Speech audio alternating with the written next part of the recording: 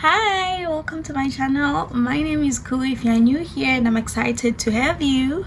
Don't forget to subscribe and to also turn on post notifications so that when I post my next vlog you won't miss it. Today we're going to be diving deep into all the details about how I pulled off a 30,000 rand wedding. Before we do that, like I said, I want to remind you again, please subscribe, comment, like, share. You know what I mean? I'm new here, so I need the motivation, you get what I mean? Yeah, but I do have a lot of tea to spill, and so let's get right into it.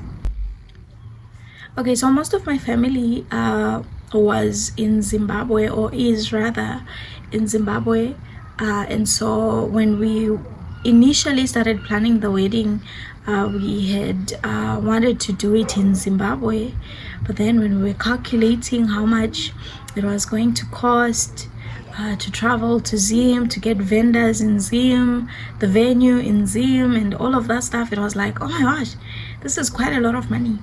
And because also we had the visa program that I had to get into.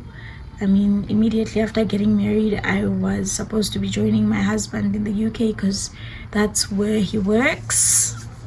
And so yeah, I had to think about that. I was like, what's more important, pleasing people, having a big wedding where everybody can participate, everybody can be a part of, or have a small wedding, save money for my travels, and for me to build my home, my life with my husband after getting married. So yeah, it was quite a tough decision to make, but I made it. And of course it pissed off a lot of people, but well, I mean, it was my day and I wanted it to happen the way I wanted it to happen. Yeah, I didn't want to be stressed out, so that's why I chose a very simple, I'm going to do something different. And even if it makes people angry, I mean, nobody really said anything or had an opinion when they were planning their own things. They chose to have their big elaborate weddings, they chose to have gifts at their weddings. I didn't want gifts. I was like, well, if you really want to give me something, give it to me in the form of money, because I actually need money more than I need a microwave. You get me? End of the day, it was my day and I wanted it that way. Okay, so now we are going to break down the budget, how I managed to pay for everything, how I managed to take care of everything with a budget of 30,000 rands. We are going to start with the venue first. There is this really beautiful place that my dad and my sisters got for me while I was on vacation in this place called Rosemary's. It's in Klerksdorp, Northwest in South Africa. It's so beautiful. It's like a restaurant, and then it's also got a chapel to rent. So a lot of people have actually done their weddings there at Rosemary's. Best part about it was free. So they were like, it's a restaurant, people just come in and they sit and they eat, so the only thing you're gonna pay for is the food. And I was like, oh, this is so cool, like I'm gonna have the entire restaurant to myself. And so the only thing that we had to pay for was the chapel, because we had to rent it for the nuptials. And I also paid for the food, because I mean, they were not gonna give us a free venue and then give us free food. Like, what? Nah, that's asking for a bit much.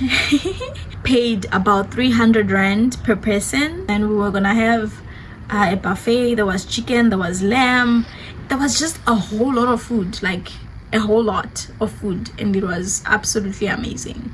I paid 2,000 rands for the chapel, and we only booked it for like 2 hours. Initially we wanted to do our own decor, wanted to be DIY queens, yeah. But it was just so difficult to source some items. So luckily, one of the days when we went to see the venue and to do some payments towards the wedding, we found a lady who was also doing decor for an event that was happening at the venue. So yeah, my sister spoke with her and they agreed, oh, we're gonna do 7K for, you know, the decor that I wanted. Yeah, so we agreed on 7K and I was like, oh, that is so cool. 7K for decor, that is a bargain. Like literally it is. For my dresses, I was really shocked, you know, like a lot of people were asking me, oh my gosh, your dresses, like they look so beautiful, where'd you get your dress from? And I'm like, I bought my dress from Shein. I did. I actually bought my dresses from Shade and the accessories. The accessories I think all amounted to like 50 rand. You know, like accessories on Shane are actually like not expensive. I spent approximately 3,000 rands on all my dresses. The first dress was a Lobola dress, the black and white dress. I got that dress from a TikTok I saw. So I just went on TikTok and I searched traditional dresses. I bought that dress for 350 rands. The second dress was the white dress. The white dress, I bought it from Shein. Yeah, bought it from Shein. It was about 1,050 rands. Black dress that I wore for my reception, I bought it for 1,500. Yeah, 2,900 on all my dresses.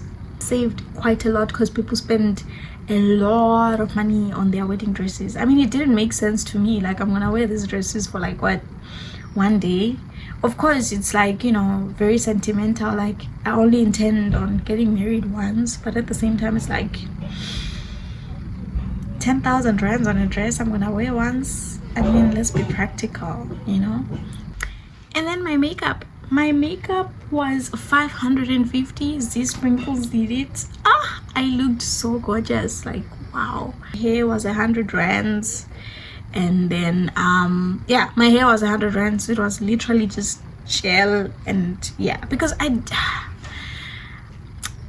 mean, that's not the initial hairstyle I wanted, but the problem is the hairstylist put mousse on my hair, and it's natural hair. We had already curled it and it was really nice and, you know, curly, and then he put some mousse on my hair and then it shrank and went back to, I'm gonna be late, you know, I'm needed for the Lobola situation, so think of something, do something.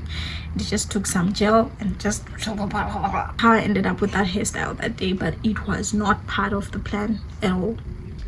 And for my nails, I'm trying to remember, but I think it was about 250. Yeah, I think it was about 250.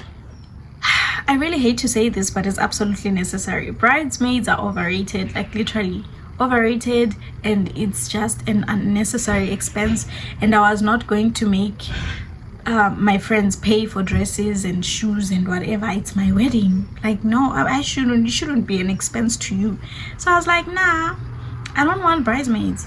I'm just gonna have my friends and we're gonna chill. It's gonna be more like a wedding dinner type thing as opposed to a wedding.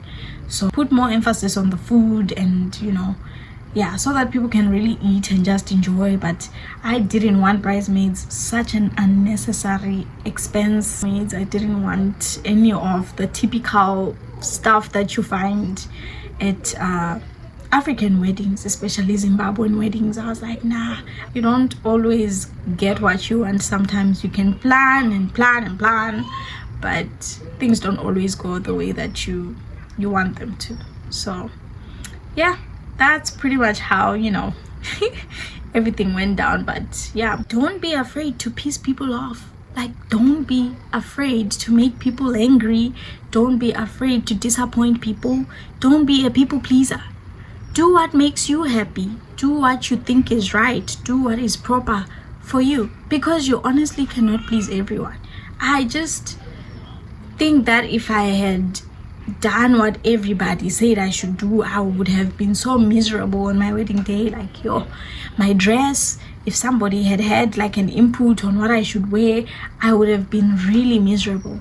My makeup, my hair, everything, I would have been really miserable. So I was like, nah, I'm gonna do what makes me happy.